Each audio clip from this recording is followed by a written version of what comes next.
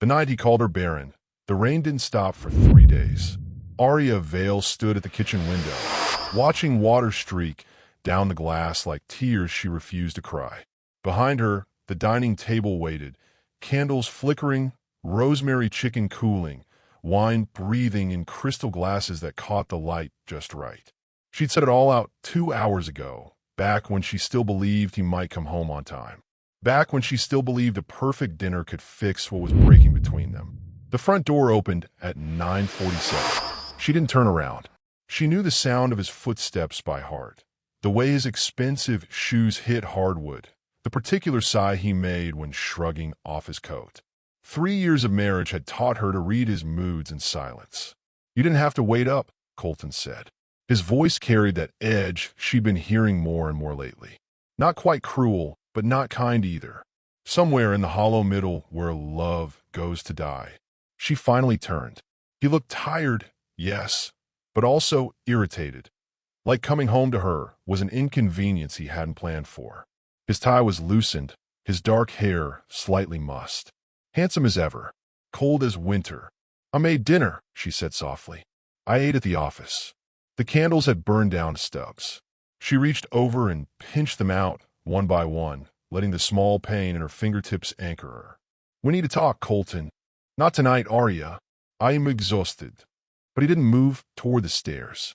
Instead, he poured himself whiskey from the bar cart, the expensive bottle they'd been saving for good news that never came. He drank it standing up, staring at nothing. "Hi, viewers. Kindly tell us where you're watching from and what time it is. Warm welcome to the family. Enjoy the story." Outside, Willow Creek slept in blissful ignorance. Their neighbors still called them the dream couple. The successful entrepreneur and his beautiful artist wife, living in the restored Victorian on Maple Street with the wraparound porch and the garden everyone envied. They didn't see the distance. They didn't hear the silence that had replaced laughter. "The doctor called yesterday," Arya said, her voice barely above a whisper. "She said we could try again. New treatments. Better odds this time." Colton's jaw tightened. He set down his glass with deliberate control. "How many times, Arya? How many appointments? How many procedures? How many months of hoping for something that's clearly not meant to happen?" The words hit like slaps. She wrapped her arms around herself, suddenly cold despite the summer heat. "I thought we wanted the same things. I want a family, a legacy, children who'll carry on everything I've built." His eyes met hers finally, and what she saw there made her stomach drop. "I can't keep pretending this is enough. This," the word came out broken. "Us. You and me, childless, year after year." He ran a hand through his hair, frustrated. Miranda was right. Sometimes you have to cut your losses. Miranda, his business partner, the woman who looked at Arya like she was a placeholder, the woman whose perfume Arya had started smelling on Colton's shirts. "You've been talking to her about us?" Arya's voice shook now, anger mixing with hurt. She understands what it takes to build something real. She gets ambition, legacy, the importance of heirs. Arya finished his sentence, tasting bitterness. "That's what I am to you now, isn't it? A failed investment, a broken vessel." Colton didn't deny it. The silence stretched between them like an ocean. She thought about the mural she'd been painting in her studio, The Waiting Sky, she titled it. Blues and golds swirling together, clouds pregnant with storms that never quite broke. She'd painted it during all those hopeful months, all those careful tries, all those devastating doctor's visits that ended in apologetic smiles and pamphlets for support groups. "I love you," she whispered, knowing even as she said it that love wasn't enough anymore. Maybe it never had been. Colton's phone buzzed. He glanced at it. Miranda's name lit up the screen. He didn't hide it, didn't apologize, just looked at Arya with something like pity mixed with relief. "I think," he said slowly, "we both know this isn't working." The rain hammered harder against the windows. Thunder rolled in from the distant hills, and Arya felt something shift inside her, not breaking but hardening, crystallizing into something new. She nodded once. "Then I guess there's nothing left to say." He looked almost surprised that she'd agreed so easily, like he'd expected her to beg, to plead, to promise she'd try harder. But Aria Vale had spent 3 years trying. 3 years bending herself into shapes that might make him stay. 3 years believing that being perfect would be enough. She was done being perfect. "I'll have my lawyer draw up the papers," Colton said, already reaching for his phone again. Aria walked past him, heading for the stairs. She paused at the bottom step, one hand on the carved banister her grandmother had loved. "You know what's funny?" she said without turning around. "You're so obsessed with legacy, with leaving something behind. But you never realized the way we love people, that's the only thing that really lasts." She climbed the stairs slowly, each step deliberate. Behind her, she heard him pour another drink. Heard him answer Miranda's call with a voice warmer than any he'd used with her in months. The door to their bedroom closed softly behind her. She didn't know it yet, but she wasn't leaving this marriage broken. She was leaving it pregnant. If you've ever been underestimated or abandoned when you gave your all, hit that like button. This story is for you. The waiting room smelled like antiseptic and broken dreams. Aria sat in the corner chair, the one farthest from the reception desk, where happy pregnant women checked in with glowing smiles and supportive husbands. She'd learned to avoid that desk 6 months ago, after the third failed treatment. After the pitying looks became unbearable, Dr. Chen's office had become familiar territory. The watercolor paintings of babies that felt more cruel than comforting. The stack of parenting magazines she never touched, the tissue box strategically placed on every surface. Someone had thought of everything except how to make hope hurt less. "Mrs. Vale." The nurse's voice was gentle. Too gentle. The kind of soft that preceded bad news. Aria followed her down the hallway, past doors marked with cheerful names. The Sunshine Room. The Rainbow Suite. Like calling something bright could change what happened inside. Dr. Chen looked up from her computer screen, and Aria already knew. She'd seen that expression before, professional sympathy wrapped around clinical facts. The doctor gestured to the chair across from her desk, but Aria remained standing. "Just tell me," she said. "The latest results show the same patterns we've been seeing." Dr. Chen folded her hands carefully. "Your hormone levels, the scarring from the endometriosis, Say it plainly, please." Dr. Chen's pause felt like forever. "Natural conception is extremely unlikely, Aria. We've exhausted most of our options. There are still possibilities, surrogacy, adoption, experimental treatments, but I need you to understand the reality of your situation." Reality. What a cold word for the death of every dream she'd painted in her mind. The nursery she'd designed in secret.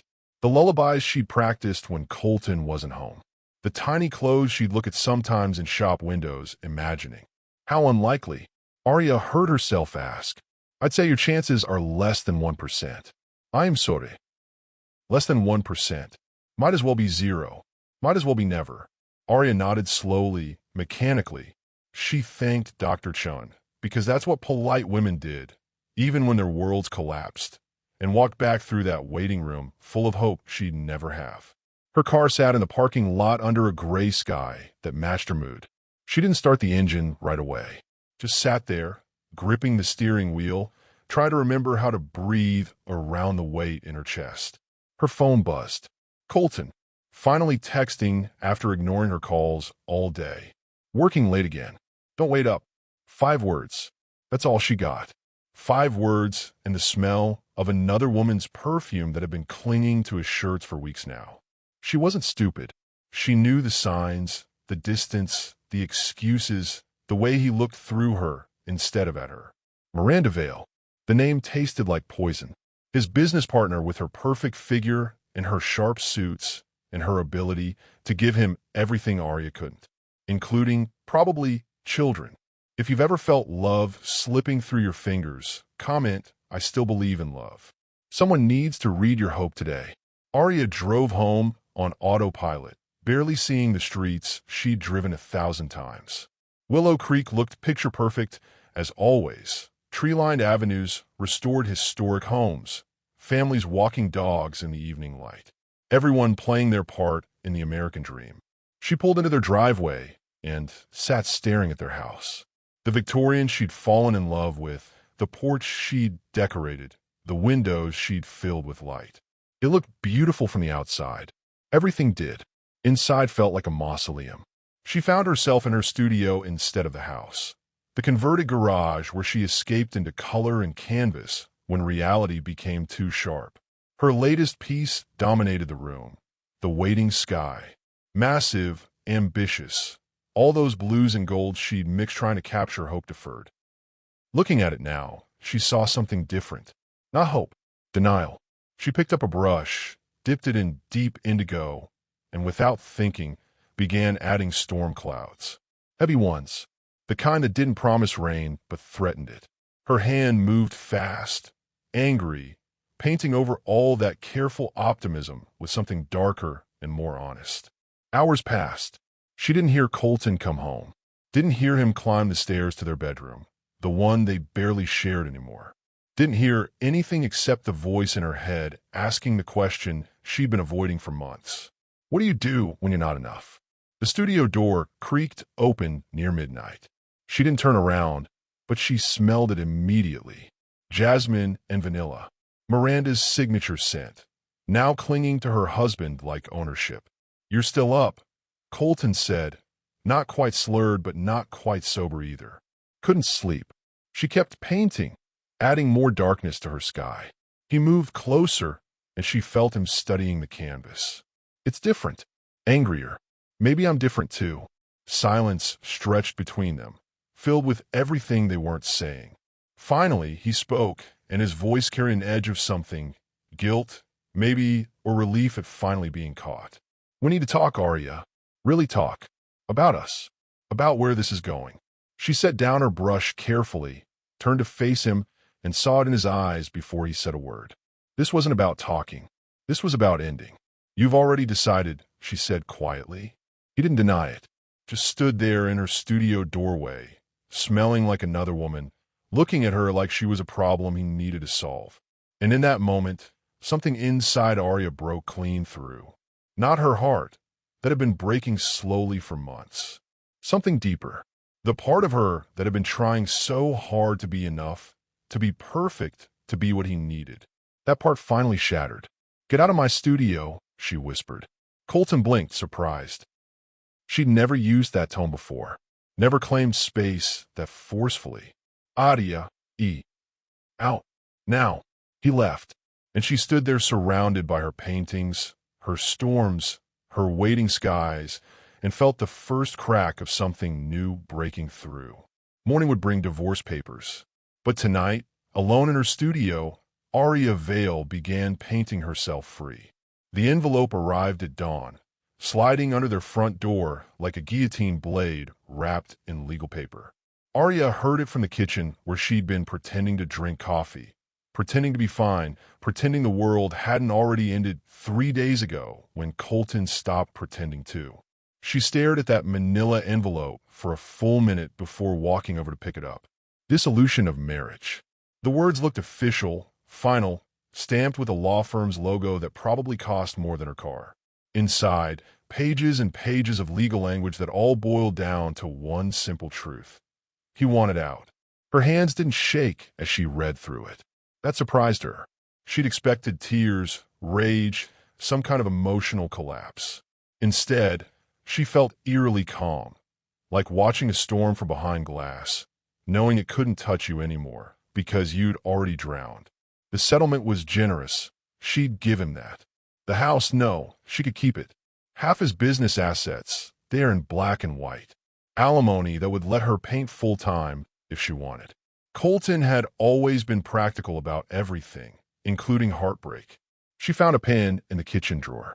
The same pen she'd used to write grocery lists, sign birthday cards, sketch ideas for paintings. Funny how ordinary objects witnessed extraordinary moments. Footsteps on the stairs. Colton appeared, already dressed for work in his charcoal suit, tie perfectly knotted. He looked tired but determined, a man ready to rip off a bandage. You got them, he said. Not a question. I did. Arya held up the papers. Very thorough. Your lawyer's efficient. He had the decency to look uncomfortable. Arya, I know this seems sudden. Does she know? The question came out steady, almost curious. Miranda, does she know you're doing this today? Something flickered across his face. Guilt mixed with defiance. This isn't about her. Everything's about her, Colton. Let's at least be honest now. Arya walked to the dining table, the same one where dinner had gone cold 4 nights ago, and spread the papers out. You want honesty? Fine. You're leaving me for a woman who can give you what I can't. Children. Legacy. The perfect family portrait for your perfect life. That's not fair. Fair. The word came out sharp, the first real emotion breaking through her calm. You want to talk about fair? I gave you 3 years, Colton. 3 years of hormone shots and doctor's appointments, and hoping month after month that maybe this time. Her voice cracked. She steadied it. I gave you everything I had. I know. He looked away, unable to meet her eyes. And I'm grateful. But gratitude isn't enough to build a life on. The cruelty of it stunned her. Not because it was intentional. That would have been easier somehow. But because he genuinely believed he was being reasonable. Logical. Making the smart choice. You're right, she said quietly. It isn't enough. She picked up the pen. Colton watched her, something like surprise crossing his features. You're not going to fight this? Why would I? Arya flipped through the pages, initialing here, signing there. Her signature looked steady, elegant even. She'd always had good handwriting. You made your choice. I'm just making mine easier for you. Arya. Don't. She held up a hand, still signing. Don't apologize. Don't explain. Don't make this harder by pretending you care about my feelings now. Another page initialed. Another stake driven through the heart of their marriage. You stopped caring months ago. I just didn't want to see it. The pen scratched across paper, filling in blanks, checking boxes, reducing 3 years of marriage to administrative tasks. Date here. Witness signature there. Division of assets, allocation of debts, termination of joint accounts. Colton stood frozen, watching her dismantle their life with bureaucratic efficiency. Maybe he'd expected her to beg, to cry, to make him feel like the villain in this story. But Arya was done performing for him. She signed the last page with a flourish and pushed the papers across the table. There, all done. You're free. He picked them up slowly, like they might burn him. Just like that. Just like that. She met his eyes finally, and what he saw there made him take a step back. Not brokenness. Something harder. Clearer. You know, I realized, Colton, you're so obsessed with legacy, with leaving something behind, making your mark, being remembered. But legacy isn't children or money or some empire you build. She stood, walked to the window overlooking their garden. The roses were blooming. She'd planted them when they first moved in, back when everything felt possible. Legacy is how you make people feel. It's the love you leave in the spaces between moments. It's choosing kindness when cruelty would be easier. She turned back to him. And by that measure, you're leaving nothing behind at all. The words landed like stones in still water. Colton's jaw tightened. You don't understand what it's like, this pressure, these expectations. You're right. I don't understand choosing ambition over love.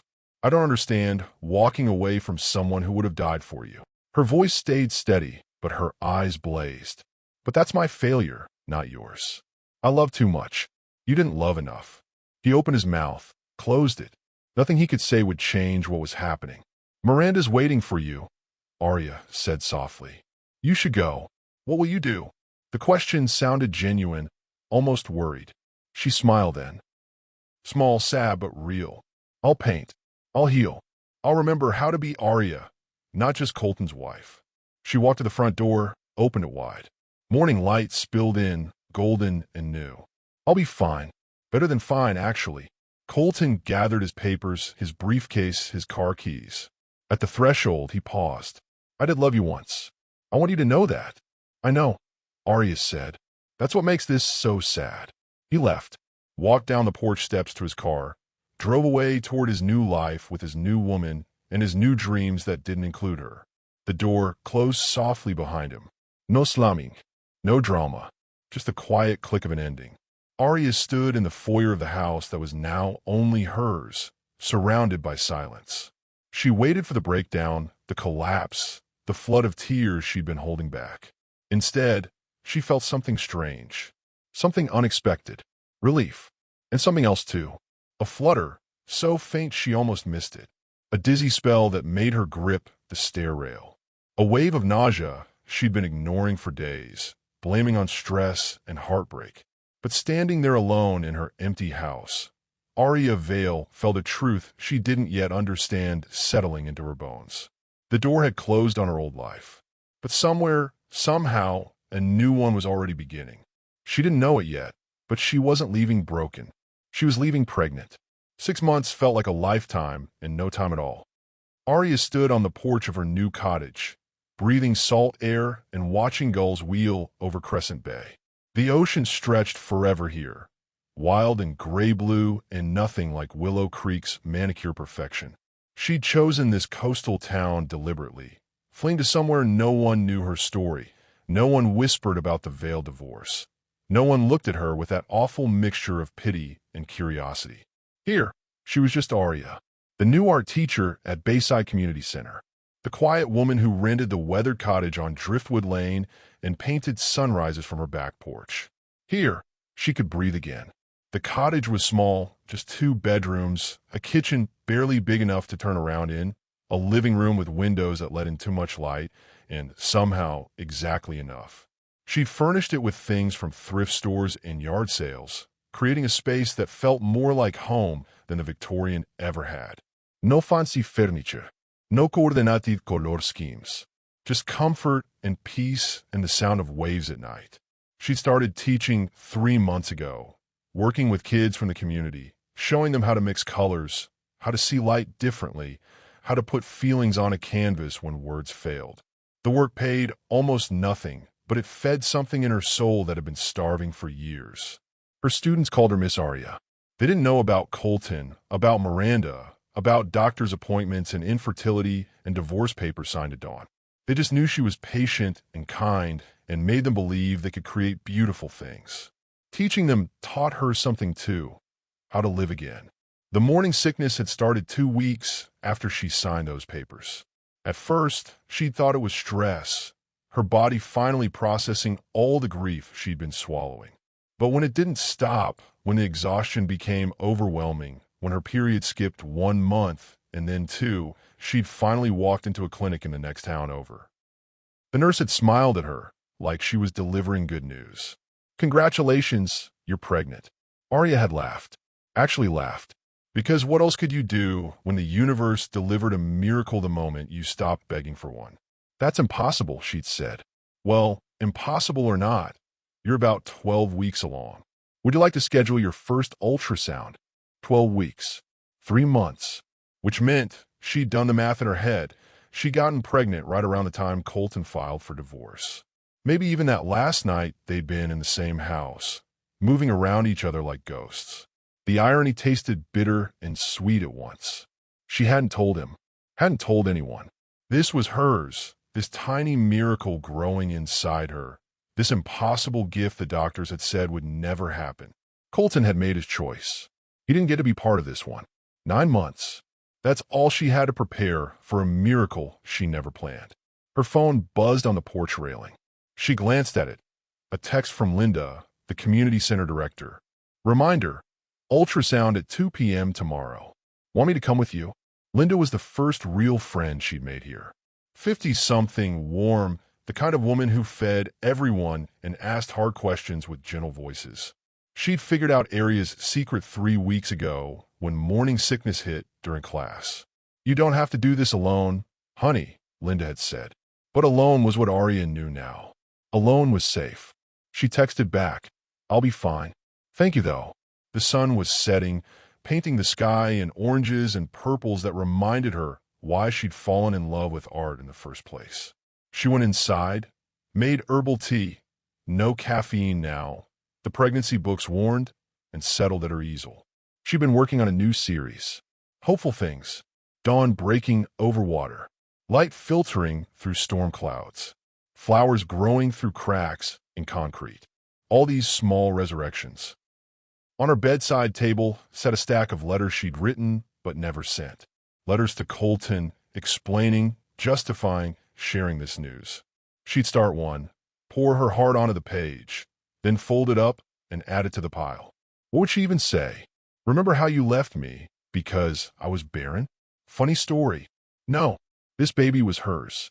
Her secret, her joy, her second chance at everything. Her hand drifted to her stomach, still flat, no visible sign of the life inside. But she felt it, felt the exhaustion, the nausea, the strange new awareness of her body doing impossible things. Just you and me, she whispered to the curve of her belly. We're going to be fine. A knock at the door startled her. Linda stood there holding a casserole dish and wearing her determined face.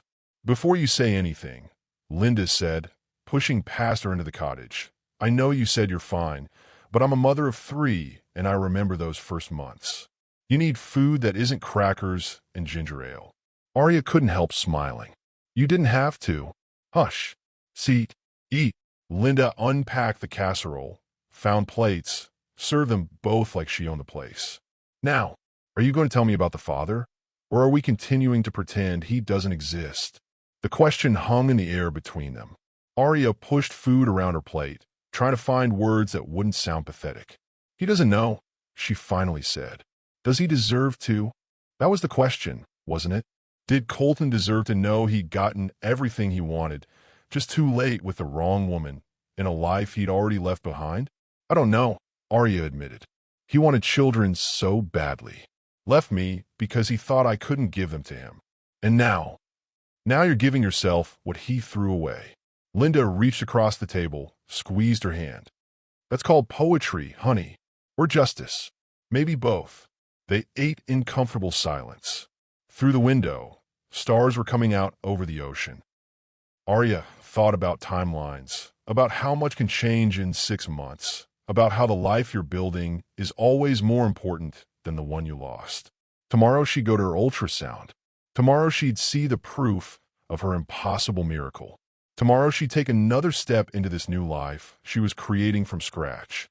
But tonight, in her small cottage by the sea, Arya Vale felt something she hadn't felt in years. She felt hope. Real hope.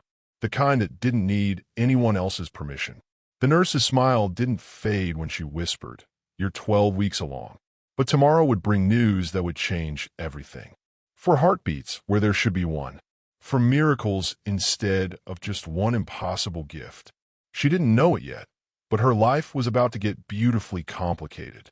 The ultrasound room was dimmer than Arya expected, lit mostly by the glow of monitors and the afternoon sun filtering through half-closed blinds. She lay on the examination table, her shirt pulled up to expose her still flat stomach, trying not to think about the last time she'd been in a room like this. Those awful appointments with Colton sitting rigid beside her, both of them holding their breath while doctors delivered disappointing news in sympathetic voices. This time, she was alone. By choice. Okay, Arya, Dr. Reyna said, warming the ultrasound gel between her hands. This is going to be a bit cold. Let's see what we've got here.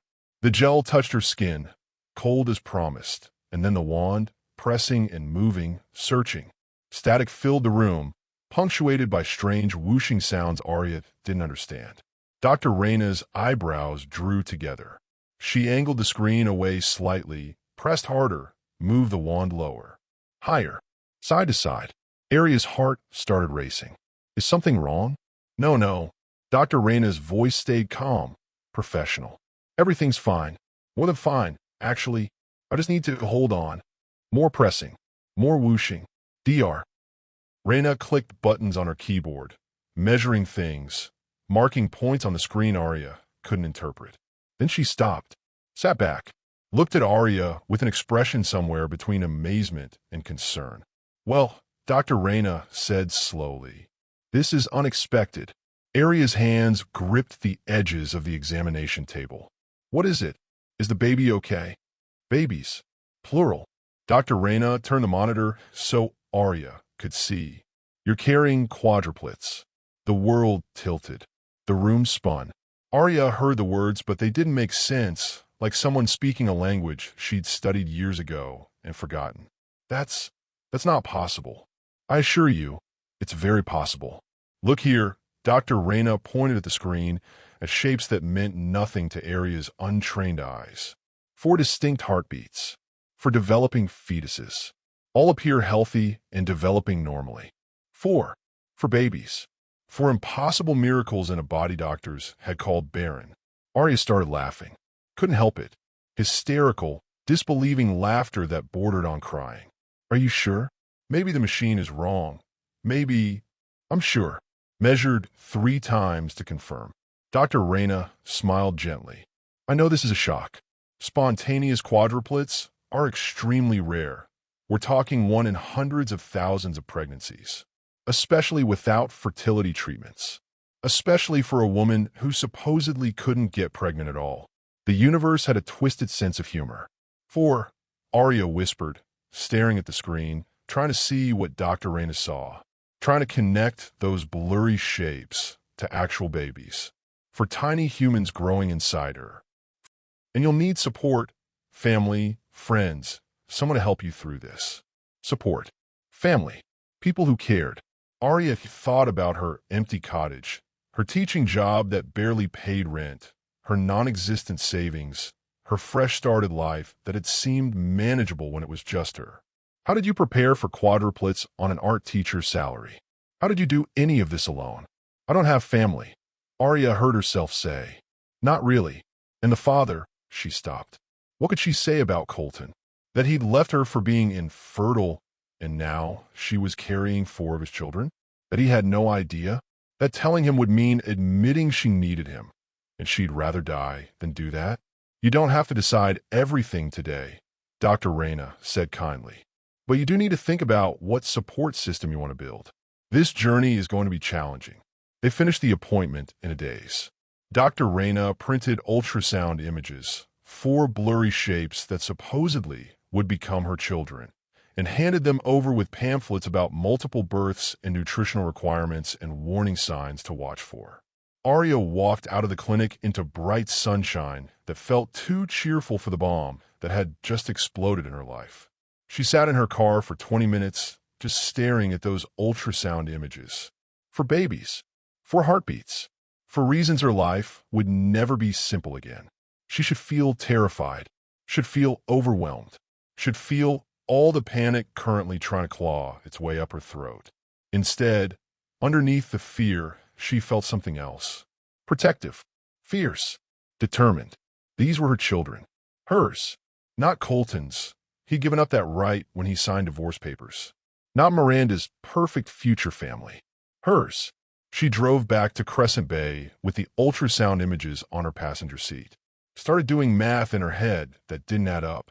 For cribs, 4 car seats, for college funds, for everything's. The cottage suddenly seemed impossibly small. But she'd figured out. She always did. Linda was waiting on her porch when she pulled up, armed with tea and that knowing look mothers perfected over decades. So, Linda asked as Arya climbed the porch steps.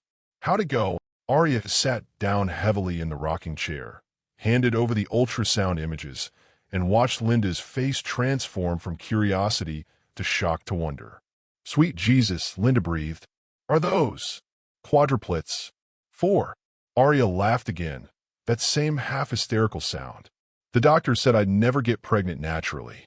Colton left me because of it. And now you're having 4 babies all at once. Linda set down the images carefully like they might break.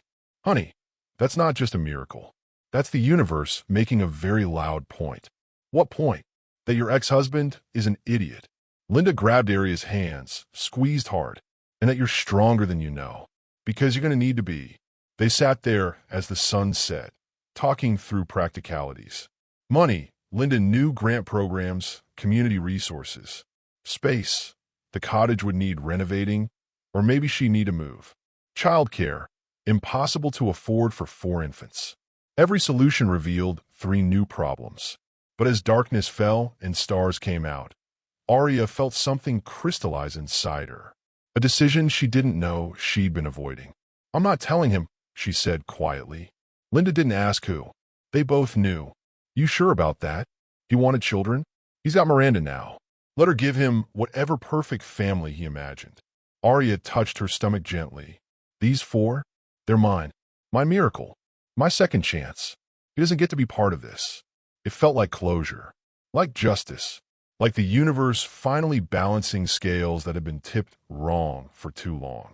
That night, Arya stayed up late painting 4 tiny stars above her bed, gold and silver and luminous. One for each heartbeat growing inside her. One for each child she'd protect with everything she had. 4 stars. For futures. For reasons to believe in miracles again. She fell asleep with her hand on her belly, whispering promises to the lives growing there. I don't know how we're going to do this, but we will. Just you 4 and me. We're going to be fine. Better than fine. Outside, waves crashed against the shore. The moon rose full and bright over Crescent Bay. And inside Arya Vale's impossible body, 4 hearts kept beating. 4 heartbeats.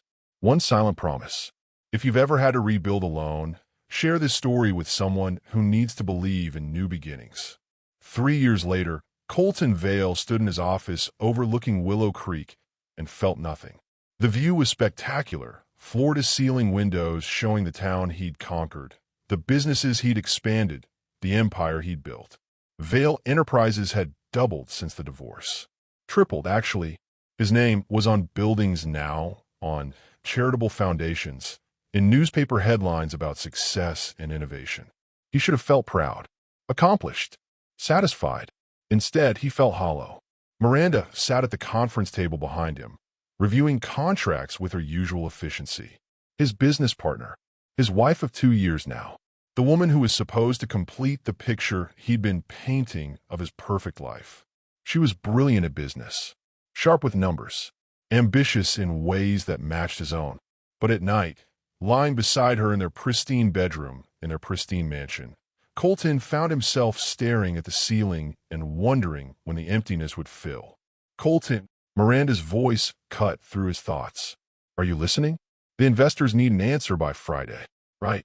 Yes. Tell them we're in. He didn't turn around. She sighed that particular sigh, the one that said she was disappointed in him again. You've been distracted for months. If this is about her, it's not. But it was. Always was. 3 years since Arya had signed those papers without fighting, without begging, without giving him the dramatic scene he'd somehow expected. 3 years since he'd driven away from that Victorian house toward his new life. 3 years, and he still couldn't stop thinking about the way she'd looked at him that last morning. Not with hatred, not with love either, with something worse, pity mixed with clarity, like she could see straight through to the empty core of him. Your ex-wife made her choices, Miranda said coldly. You made yours. Time to stop dwelling. His phone buzzed. News alert from Willow Creek Gazette. He almost ignored it, then saw the headline. Local art teacher saves 3 children from storm flooding. His heart stopped. The article was brief. Storm damage along the coast. Flash flooding near Crescent Bay. A teacher named Arya Vale who'd pulled 3 kids to safety before emergency services arrived. Hero of the week. Photograph attached. Colton clicked it with shaking hands. There she was, soaked through, hair plastered to her face, standing under an umbrella with. His breath caught. 4 children huddled around her. Small, maybe 3 years old. Identical faces peeking out from under blankets. And their eyes, dark brown, deep set, unmistakable. His eyes. The article continued. Vale, a single mother of quadruplets, teaches art at Bayside Community Center. Her quick thinking during yesterday's storm saved lives and reminded us all what true courage looks like. Quadruplets. 3 years old. Which meant he did the math twice. 3 times. The timeline crashed into him like a physical blow. She'd been pregnant when she signed the divorce papers. Pregnant when he walked out. Pregnant with 4 children. His children. And she'd never said a word. The room spun. Colton gripped his desk, trying to breathe through the realization. What is it? Miranda was beside him now, reading over his shoulder. Her face went pale, then hard. No, that's not possible. Look at them. His voice came out strangled. Look at their faces. Miranda's jaw clenched. So what if they're yours? She clearly didn't want you involved. She made that choice. I didn't know. The words felt inadequate. I had a right to know. You had a right? Miranda's laugh was bitter. You divorced her for being infertile, and then she gets pregnant? That's convenient timing. I need to. He grabbed his jacket, his keys. Need to what? Run back to your ex-wife? Abandon everything we've built because of 4 children you never wanted in the first place? Miranda's voice rose, sharp and cutting. Think, Colton. Think about what you're doing. But he wasn't thinking. Couldn't think past the image of Arya standing in the rain, protecting 4 small bodies, his children, while he sat in his empty office counting money and wondering why success tasted like ashes. He'd left her because she couldn't give him children, and she'd given him 4. For miracles he'd known nothing about, for lives growing up without him, for chances at the legacy he'd claimed to want so desperately. And he'd missed it all. I have to see her, he said. If you walk out that door. Miranda's threat hung unfinished. He walked out anyway. The drive to Crescent Bay took 2 hours. 2 hours of his mind racing, rehearsing conversations that would never sound right. What do you say to a woman you abandoned? To children you didn't know existed? To a life you'd thrown away like trash? Sorry seemed microscopic. He found her address through the article. Reporters always included too much information, and pulled up to a small cottage on Driftwood Lane just as the sun was setting. The house was modest, weathered by salt air, surrounded by a yard full of children's toys and drying laundry. Nothing like the life he'd imagined. Everything that mattered. He sat in his car for 15 minutes, working up courage. Beg you to be part of something you'd already rejected. I had a right. You had a choice. Arya's eyes blazed now. You chose Miranda. You chose your empire. You chose everything except me. So I chose them. She gestured to the children behind her. And we've been fine. Better than fine. One of the children, a little girl with dark curls, tugged on Arya's sweater. Mama, who's that? Mama. The word hit him like a punch. Arya picked her up gently. No one important, sweetheart. Go play with your brothers and sister. No one important. He supposed he'd earned that. Thunder rumbled in the distance. Another storm rolling in. Please, Colton said. Just let me. No. Arya's voice was final. You don't get to show up 3 years later and claim something you discarded. These are my children, my family, my life, and we don't need you. She started to close the door. Wait. He put his hand on it, desperate. Arya, please. I know, I don't deserve. You're right. You don't. She looked at him then, really looked at him, and what he saw in her eyes wasn't hatred or anger. Just distance. Like he was a stranger she'd once known in another life. Go home, Colton. Go back to Miranda and your perfect empire. Let us be. The door closed. Softly. Finally. He stood there on her porch, listening to the ocean and the distant sound of children's laughter inside, and realized what he'd lost wasn't just Arya or the children or the family he'd claimed to want. He'd lost himself. The part of him that knew how to love something more than success, more than ambition, more than his own reflection in mirrors that showed everything except what mattered. He whispered her name into the storm. Arya. The wind carried it back, empty and unanswered. The storm hit Crescent Bay with the fury of something personal. Inside her cottage, Arya moved through the familiar rhythm of single motherhood. Bath time for 4 squirming toddlers, pajamas wrestled onto protesting bodies, stories read in voices she did for each character, kisses distributed equally before lights out. Mama, tell the star story, Lily demanded, her brown eyes, Colton's eyes, pleading. Arya pointed to the 4 stars she'd painted above their beds 3 years ago. Once upon a time, 4 little stars fell from the sky. Everyone said they couldn't shine on Earth, that it was impossible. But they shone anyway, brighter than anyone expected. Because we're magic, James added solemnly. He was the serious one, always thinking. Because you're loved, Arya corrected, tucking him in. Emma and Noah were already drifting off, exhausted from the afternoon's adventure. The storm flooding had scared them, but they'd been brave. So brave, just like she'd taught them to be. She kissed each forehead, breathed in their little kid smell of soap and warmth, and felt gratitude so fierce it ached. These 4 impossible miracles. These children the doctors said would never exist. Hers. All hers. Except Colton's face kept appearing in her mind. The shock in his eyes when he'd seen them. The desperation in his voice on her porch. The way he'd looked standing there, successful and empty, and suddenly aware of everything he'd missed. She'd felt nothing looking at him. That surprised her. 3 years ago, she'd loved him desperately enough to break herself trying to be enough. Now, nothing. Not hatred, not love. Just the distant memory of a person she used to be. Outside, wind howled. Rain hammered the cottage roof. The storm was getting worse. Her phone buzzed. "Linda, weather service says this is going to be bad. You and the kids okay?" She texted back, "We're fine. Staying put." But an hour later, the power went out. And 30 minutes after that, she heard it. The unmistakable sound of water rushing where water shouldn't be.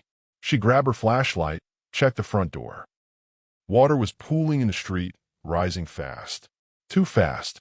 The drainage system couldn't handle this much rain this quickly. The community center, her students, the after-school program that ran until 6, there'd be kids there.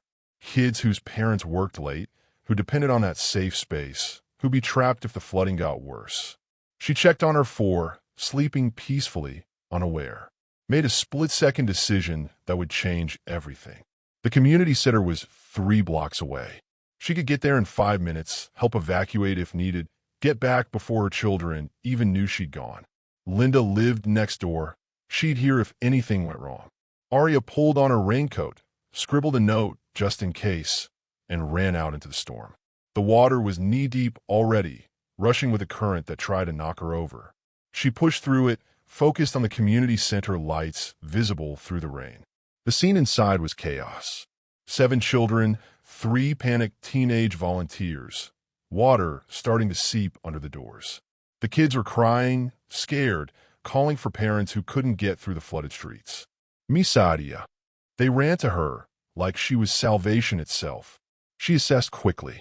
The building was old, not meant for this kind of weather. They needed to get to higher ground. "Now, everyone listen to me," she said, voice calm despite her racing heart. "We're going to walk to the fire station together. Hold hands. Stay close. Don't let go." She organized them into a line, smallest in the middle, teenagers at the ends. Counted heads twice. Opened the door to a wall of water and wind that tried to tear them apart immediately. "Hold tight," she shouted over the storm. They moved through water that was now waist-deep on her, chest-deep on the smallest kids. Every step was a battle. The current pulled and pushed. One girl slipped. Aria grabbed her before the water could take her. A boy panicked. She talked him through it, kept him moving. 3 blocks felt like 3 miles. But they made it. Got all 7 children to the fire station where emergency personnel took over, wrapped them in blankets, called their frantic parents. "You saved them," the fire chief said, looking at Aria with something like awe. "In water that deep, that current, you could have drowned. Could have, but hadn't. Because her children needed her to come home. Because she'd learned how to be stronger than fear." Someone was taking pictures. Another person filming on their phone. By tomorrow, it would be all over local news. Local art teacher and single mother of quadruplets saves 7 children from flash flooding. She just wanted to go home. The fire chief drove her back in a rescue vehicle. The water was receding now, the worst of the storm passing. Her cottage stood safe, lights on. Linda must have brought over a generator. Aria walked inside, soaking wet, shaking from adrenaline and cold. Linda rushed to wrap her in towels. "The kids?" Aria asked immediately. "Still sleeping. Didn't even know you left." Linda studied her face. "You're insane, you know that? Running out in that storm. They needed help. You could have died. But I didn't." Aria smiled tiredly. "I'm harder to get rid of than people think." The next morning, she woke to her phone exploding with messages. The story had gone viral. Not just local news, but regional, then national. Single mother hero. Art teacher saves 7 in storm. Quadruplet mom risks everything. And with the story, the photos. Her standing in the rain, holding children. Her 4 gathered around her afterward. Close-ups of their faces. Their unmistakable faces. By noon, the speculation started. Comments on social media. "Those kids look familiar. Wait, isn't that Colton Vale's ex-wife? Are those his children?" By evening, reporters were calling. "Ms. Vale, Can you confirm the father of your children? Is it true you were married to Colton Vale? Does he know about the quadruplets? The secret she kept for 3 years was unraveling in real time. And 200 miles away in Willow Creek, Colton Vale sat in his office watching the news coverage, watching Arya protect children with the same fierce love she'd once given him, watching their 4 babies. No longer hidden, no longer his secret to discover in private, displayed for the whole world to see. Miranda stormed in. It's everywhere. Every news channel. Everyone knows now. I know. So what are you going to do about it? Colton stared at the screen where Arya stood soaked and smiling, her arms around 7 rescued children and 4 of her own. She looked like a warrior, like a mother, like everything he'd been too blind to see when he had the chance. I'm going to do what I should have done 3 years ago, he said quietly. Which is? He didn't answer, just grabbed his keys and headed for the door, leaving Miranda and his empire and his hollow victories behind. The storm had passed, but another kind of storm was just beginning. He whispered her name into the rain one more time. Arya. And this time, he didn't stop driving until he reached Crescent Bay. If this moment moved you, hit like. Comment. Love always finds a way. Because sometimes it truly does. Colton stood on Arya's porch at sunrise, holding coffee and courage he wasn't sure he'd earned. She opened the door before he could knock, like she'd been expecting him. Her hair was damp from a shower, pulled back in a simple braid. No makeup, paint stains on her fingertips. Beautiful in a way that made his chest ache. You're persistent, she said. Not quite warm, not quite cold. Can we talk? Please. She studied him for a long moment, then glanced back inside where he could hear the chaos of 4 toddlers at breakfast. Not here. The beach. 20 minutes. He waited on the sand, watching waves roll in and out, trying to organize thoughts that felt too big for words. When she appeared, walking toward him with the ocean wind catching her hair, he was struck by how completely she belonged here. Salt air and freedom. Nothing like the carefully curated life she'd lived in Willow Creek. You look good, he said awkwardly. I look tired. 4 3-year-olds will do that. She sat on a piece of driftwood, kept space between them. Why are you here, Colton? The article. Seeing you with them. Knowing I missed, he stopped, started again. I've spent 3 years building an empire that means nothing. Every night, I lie awake and wonder why success feels so empty. And now you know why. Not question. I left you when you needed me most. I blamed you for something that was never your fault. I chose ambition over love, and his voice cracked. I threw away everything that mattered. Arya watched the ocean, her expression unreadable. You did. And I cried for months. Blamed myself. Wondered what was wrong with me, that I wasn't enough for you. She finally looked at him. But then they came. For heartbeats that told me I was enough. More than enough. And I stopped crying. I don't deserve forgiveness. No, you don't. Her honesty cut clean. But I'm not who I was 3 years ago. That Arya would have taken you back out of loneliness or fear. This Arya, she smiled slightly. This Arya knows her worth. He'd expected anger, tears, dramatic confrontation. Instead, she gave him something harder to face, calm clarity that didn't need his validation. I want to know them, he said desperately. My children. I want to be part of their lives. They have a life. A good one. Stable. Full of love. What happens when you get bored? When fatherhood gets hard? When your empire calls and you realize playing daddy doesn't fit your image? Her eyes blazed now. I won't let you break their hearts the way you broke mine. I won't. I swear. Your swearing means nothing to me anymore. She stood, brushing sand from her jeans. You want to prove something? Then prove it. Show up. Consistently. Not as the hero swooping in, but as someone willing to do the hard, boring, daily work of loving people. I will. However long it takes. It'll take years, Colton. Years of rebuilding trust you destroyed. Years of being reliable when it's inconvenient. Years of putting them first. She paused. Are you willing to do that? He met her eyes. Yes. Whatever it takes. She nodded slowly. Then you can start by leaving. Go back to Willow Creek. Settle your life. Divorce Miranda if you haven't already. I won't have my children around that kind of mess. Get therapy. Figure out who you are without the empire to define you. Her voice softened slightly. And if you're still serious in 6 months, call me. We'll talk about supervised visits. 6 months. It felt like forever. It felt impossibly generous. Thank you, he whispered. Don't thank me. Thank them. She gestured toward the cottage. They're the ones who'll decide if you're worth knowing. I'm just protecting them until you prove you won't hurt them. She walked away, back toward her small cottage and her 4 miracles and her life that didn't need him. But she'd left the door open. Just a crack. Over the next weeks, Colton dismantled the life he'd built wrong. The conversation with Miranda was ugly. Accusations of abandonment, threats about the business, lawyers immediately involved. He gave her the company. Didn't fight. Just signed papers and let her have the empire he no longer wanted. She called him a fool. Maybe he was. But he was done collecting victories that tasted like ash.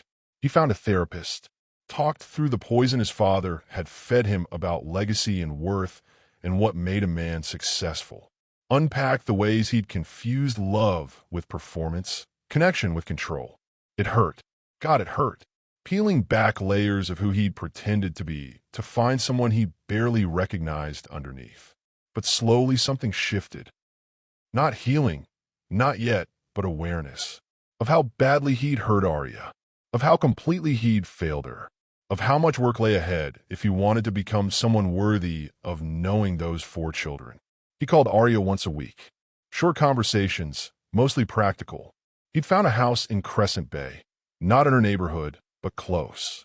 He talked to a family lawyer about paternity and rights and responsibilities. He'd opened college funds for 4 children he'd never held. You don't have to do all this, Arya said during one call. Yes, I do. They're my children. They deserve everything. A pause. Then, softer, thank you. 2 words, but they felt like progress. 4 months in, she invited him to the community center art show. The kids will be there. You can see them from a distance. No interaction yet, just so they get used to you existing. He stood in the back of the room, watching 4 toddlers show off paintings. Messy, enthusiastic, perfect. Lily's was all pink and purple. James had painted careful geometric shapes. Emma's looked like chaos and joy. Noah's was entirely blue, like the ocean outside their window. Arya moved among them, praising each one, patient and warm. The mother he'd never seen her become. She caught his eye across the room. Didn't smile, but didn't look away either. Baby steps. That's what the therapist called it. Baby steps toward being human again. After the show, he helped clean up. Stacked chairs, swept floors, stayed silent, while Arya corralled the children into their coats. Mr. Colton helped today, she told them, voice careful. Can we say thank you? For voices, uncertain but polite. Thank you. Such simple words. But hearing them from his children, his impossible miracles, made his throat close with emotion. You're welcome, he managed. On his way out, Arya touched his arm lightly. You're doing good work. Keep going. Not forgiveness. Not yet. But acknowledgement. He'd take it. 5 months became 6. 6 became visits. Short ones at first, supervised, awkward. Reading stories while Arya watched from the kitchen. Playing with blocks in her living room. Learning their names, their personalities, their particular brands of chaos. Lily loved pink and princesses. James asked constant questions. Emma was fearless. Noah was gentle. They were perfect. Absolutely perfect. Why weren't you here before? Lily asked one afternoon, a directness startling. Colton looked at Arya, who nodded permission. I made mistakes, he told his daughter honestly. Big ones. But I'm here now, and I'm not leaving again. Promise. Her little hand found his. His heart cracked open. Promise. Later, after the kids were in bed, he and Arya sat on her porch drinking tea and listening to the ocean. They're starting to trust you, she said quietly. I'm starting to trust myself. He turned to her. With them. Maybe someday, if I'm lucky with you. She didn't respond. Just watched the stars coming out over the water. But she was still sitting there. Still giving him chances. Still letting him prove he could be more than the man who'd walked away. He looked at her, really looked, and saw someone transformed. Not his wife anymore. Not the woman who'd loved him desperately. Someone stronger. complete, divine in her own right. You're extraordinary, he said softly. And I was too stupid to see it. Arya smiled slightly. I know, not arrogance, just truth. She'd learned her worth the hard way. I'm going to spend the rest of my life proving I see it now. His voice was steady. However long it takes, whatever it costs, I'm not giving up. She finally met his eyes. Good, because my children deserve a father who doesn't quit when things get hard. Not our children yet. Still hers. He'd have to earn the hour. But he would. He'd earn every syllable. He looked at her as if seeing the sun again. And maybe he was. Summer brought warmth to Crescent Bay, and something else too. Possibility. Colton had been part of the children's lives for 8 months now. Not just visits anymore, but routines. Saturday mornings at the beach. Wednesday pizza nights. Bedtime stories that had become his sacred duty. He learned that Lily negotiated bedtimes like a lawyer. James needed extra hugs after nightmares. Emma would only eat chicken nuggets cut into triangles, and Noah saved every piece of art his siblings made. He knew them now, really knew them. And slowly, impossibly, they'd started calling him Dad. The first time Lily said it, casual, asking him to pass her sippy cup, he'd frozen completely. Arya had been in the kitchen doorway, witnessing it. Their eyes had met across the room, and something had shifted between them two. Not forgiveness, not quite, but something softer, something like understanding. She's been asking about you, Arya admitted later, after the kids were asleep. They'd fallen into this habit lately, sitting on her porch after bedtime, talking in the dark, wondering why you live in a different house, asking if you love me like she loves Emma. What did you tell her? That love is complicated. Arya pulled her sweater tighter against the evening chill, and that adults sometimes need time to heal before they can love right. Are you healed? She considered the question seriously. Healing, not healed. There's a difference. She looked at him. You hurt me, Colton, deeply, and I've built a life that doesn't need you to be whole. But the kids need you, and maybe I'm tired of holding on to anger that doesn't serve anyone. Her voice was soft. You've shown up every single day for 8 months. You've been patient, present. You've become the father they deserve. What about the husband you deserved? The question hung in the night air between them. I don't know, Arya said honestly. The husband I had chose is ego over our love. The man sitting here now is different, but I don't know if different is enough. He'd expected that, had no right to expect anything else. I need to tell you something, he said. The business, I gave it all to Miranda. The company, the investments, everything. She can have the empire. I don't want it anymore. Arya's eyes widened. Colton, that was your life's work. It was my father's dream, wearing my face. He shook his head. I spent years building something I thought would make me matter.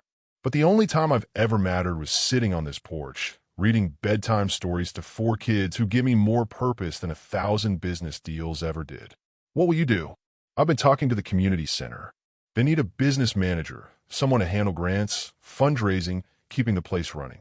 It doesn't pay much, but it's real work. Work that helps people. He smiled slightly. Linda says I'm not completely useless with spreadsheets. Arya laughed. The first real, unguarded laugh he'd heard from her in years. Linda's been rooting for you. She thinks you've proven yourself. And you? What do you think? She studied him in the moonlight. I think you're trying. And that matters more than I expected it to. Over the next weeks, something changed between them. Small shifts, barely noticeable unless you were looking. His hand steadying her elbow when she stumbled on the beach. Her saving him dinner when he worked late. Their eyes meeting across the playground with shared amusement when James asked his 50th question of the afternoon. The kids noticed too.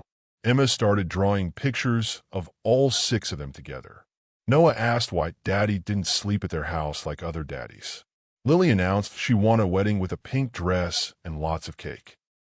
They're getting ideas, Arya said, amused but concerned.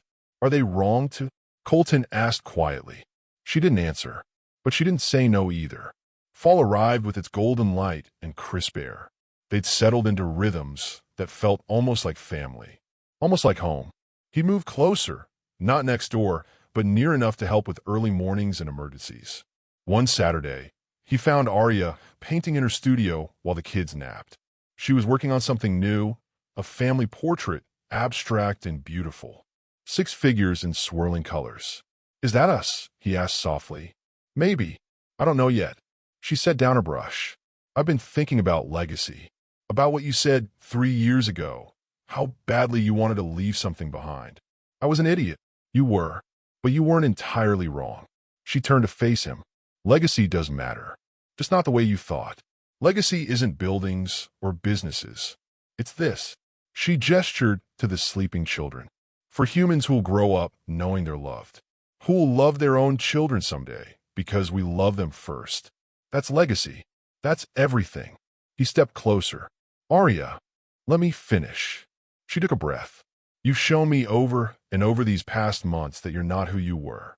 You've become someone I could maybe, possibly, trust again. Not blindly, but carefully, one day at a time." "What are you saying?" "I'm saying I'm tired of pretending you're just the kid's father. I'm saying I see you, Colton. The real you. The one you became when you stopped trying to prove something." Her eyes shimmered. "I'm saying maybe, just maybe, we could try again. Slowly, carefully, with eyes wide open this time." He couldn't breathe. "Are you sure?" "No, but I'm brave enough to try anyway." She smiled through tears. "Once discarded, now divine. Isn't that how the story goes?" He closed the distance between them, cupped her face gently. "You were always divine. I was just too blind to see it. Better late than never." She leaned into his touch. "But if you hurt me again, if you hurt them, I won't. I swear on everything I am, everything I want to be. I won't." He pressed his forehead to hers. "I love you, Arya. I've loved you even when I was too stupid to understand what love meant. And I'll spend every day proving it." "Then prove it." She kissed him, soft, tentative, full of hope mixed with caution. "Starting now." That evening, he stayed for dinner. And after dinner, he stayed for stories. And after stories, when Lily asked again why Daddy lived somewhere else, he looked at Arya and found permission in her eyes. "Maybe I don't have to," he said carefully. "If your mama says it's okay. Would you like that?" For emphatic nods. For pairs of brown eyes shining with joy. "Then I guess I'm staying," he said, heart so full of hurt. Later, much later, after the kids were finally asleep and the cottage was quiet, he found Arya on the porch. "There's something I need to do," he said. He pulled a small box from his pocket. Not the ostentatious diamond he'd bought her the first time, that had been about showing off. This was a simple silver band with 4 tiny stars engraved inside. "I'm not asking you to marry me," he said quickly. "Not yet. We need more time. But I'm asking you to believe I'm serious. That this isn't a phase or a midlife crisis or guilt talking." He opened the box. "I'm asking you to believe I'm here. For you. For them. Forever." Arya took the ring, held it up to the moonlight. The stars caught the silver, glowing. 4 stars. One for each heartbeat that saved my life. His voice broke. "You don't have to wear it. Just know it's here, waiting for when you're ready." She was crying now, soft tears that weren't quite sad, weren't quite happy, just overwhelmed. "Ask me again," she whispered. "In a year. When you've proven it. When I'm sure. I will." He kissed her forehead. "Every year until you say yes." She said yes. Not to the past, but to the future. If you've ever believed love deserves a second chance, subscribe. This is our story. Every soul that's been underestimated. 1 year later, the Community Art Center opened its new wing under a sky that promised rain, but delivered only light. Arya stood at the entrance, watching families stream in for the celebration. The expansion had been Colton's project, fundraising, grant writing, dealing with contractors and permits. He'd poured himself into it with the same intensity he'd once given to his empire, except now it served something bigger than himself. The building bore a simple plaque, "For children who need to dream, and the teachers who help them fly." "Mama, look." Emma tugged her hand, pointing to the mural covering the entry wall. Arya's work, a massive piece showing children of all backgrounds creating art together, surrounded by those golden stars she painted above her children's beds years ago. "It's beautiful, baby. You're beautiful," Colton said softly behind her. She turned to find him holding Noah, who'd gotten tired of walking. Their son, she let herself think it now, our son, had his head on Colton's shoulder, thumb in his mouth despite being 4 years old now. "Ready for this?" she asked. "Ready for anything." He shifted Noah's weight, smiled at her with that warmth she'd learned to trust again. "Though I'm more nervous about later." Later, when the celebration ended and Linda took the kids for a sleepover, when they'd have the evening alone, when he'd planned something he thought she didn't know about, but Linda had accidentally revealed 2 weeks ago. He was going to propose. Again, for real this time. The year had been full of small miracles. Colton moving into the cottage, first the guest room, then slowly, carefully back into her space and her life. Morning chaos with 4 toddlers learning to share one bathroom. Weekend beach trips where he'd chase the kids through waves while she sketched them in her journal.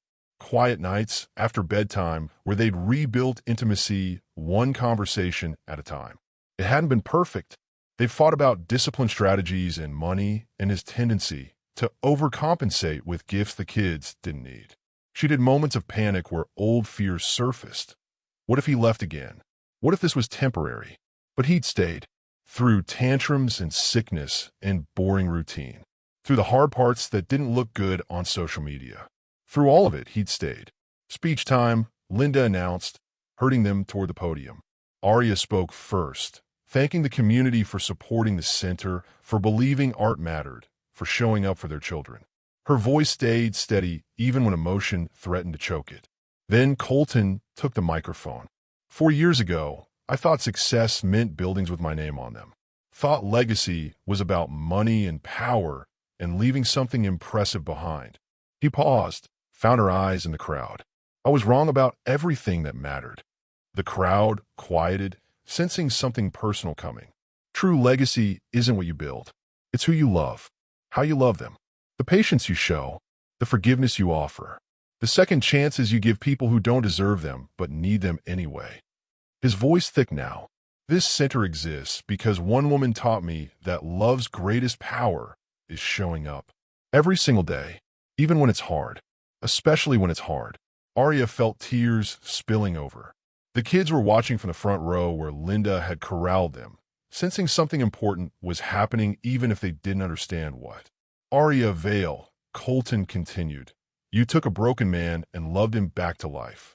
Not by fixing me, by being so completely yourself that I had no choice but to become someone worthy of you. He stepped away from the podium, walked directly to her.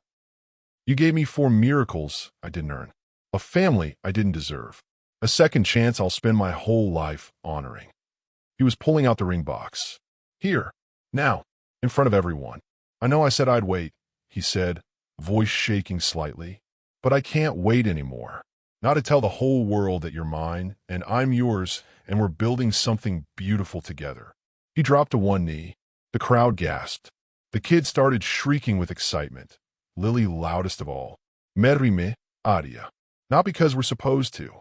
Not because of the kids, or obligation, or anything except this. I love you. Completely. Eternally. With everything I am, and everything I'm still becoming. He opened the box. The same silver band with 4 stars, plus a matching one for him. Build this life with me. Forever. She couldn't speak, could only nod through tears while the entire community center erupted in cheers. He slid the ring on her finger, a perfect fit, and kissed her while their children climbed up around them, demanding hugs and attention and asking when the cake was coming. Is this really happening? She whispered against his mouth. Every single day for the rest of our lives. He pulled back, looked at her with eyes that had learned how to see. Once forgotten, now forever. Remember? She remembered. Remembered the pain and the betrayal and the long road back. Remembered painting 4 stars above a bed and praying for strength to raise them alone. Remembered the day he showed up broken and determined to prove he'd changed. Remembered learning that love wasn't about perfection. It was about persistence, about choosing each other even when it was easier to quit. I remember everything, she said, and I'm choosing this. Choosing us. Choosing love that's real and messy and earned. The celebration continued around them. Children playing, families laughing, Linda crying happy tears and taking too many photos. But Arya stayed focused on this moment, this small family they'd built from ashes. That evening, after Linda drove away with 4 excited children promising they'd be good, after the cottage finally went quiet, Colton found Arya in her studio. She was adding finishing touches to a new painting, a family of 6 on a beach, stars overhead, waves at their feet, real and abstract all at once. Their story in color and light. "What should we call it?" he asked, wrapping his arms around her from behind. She leaned into him, studying her work. "Love's quiet redemption." Perfect. They stood there watching moonlight paint silver across the canvas. Outside, the ocean sang its eternal song. Somewhere, 4 children dreamed in Linda's guest room about cake and weddings and pink dresses. "Are you happy?" Colton asked softly. "I'm more than happy." Arya turned in his arms. "I'm whole. We're whole." Finally, he kissed her then, deep and sure, a promise of everything to come. Early mornings and sleepless nights, report cards and skin knees, teenage rebellion and college send-offs, growing old together, watching their miracles become people. All of it. The beautiful, ordinary, miraculous all of it. "Thank you," he whispered, "for not giving up on me, for letting me find my way back. Thank you for coming back." She smiled up at him. "And for staying." They moved to the porch, their favorite spot, sat in the darkness listening to waves and breathing salt air and feeling gratitude so deep it bordered on prayer. This was legacy, not buildings or businesses or names on plaques. This, 2 people who'd broken each other learning how to heal together. For children who'd grow up knowing love could fail and still find its way back. A community they'd serve. A life they'd build one patient day at a time. Once discarded, now divine. Once forgotten, now forever. Arya's brush had dipped in gold paint earlier that evening, her reflection glowing softly in the studio window as dawn broke over her work. Not fixing old wounds, but creating something new. Something beautiful. Something earned. The stars above Crescent Bay shone bright. 4 of them seemed to glow brighter than the rest. Watching over a cottage where love had learned patience, where brokenness had transformed into wholeness, where miracles slept peacefully in beds painted with constellations. And in that small space between heartbeats and hope, Arya Vale understood what she'd always known but had to learn the hard way. Love's truest legacy isn't perfection. It's compassion. It's showing up. It's believing that after the longest night, dawn always comes. And it's choosing every single day to paint the world more beautiful than you found it. If you believe miracles can come after heartbreak, comment "I am divine." Share this story with someone who's rebuilding their life. Remind them, love's greatest power is patience. Subscribe and turn on notifications so you never miss another powerful love story. Your next inspiration is just one click away. Drop your thoughts in the comments below. Your words might be exactly what someone else needs to hear today. Let's build a community of believers, rebuilders, and warriors who know that second chances are real and love always finds a way. Until next time, remember, you are not what happened to you. You are what you choose to become. And that choice begins now.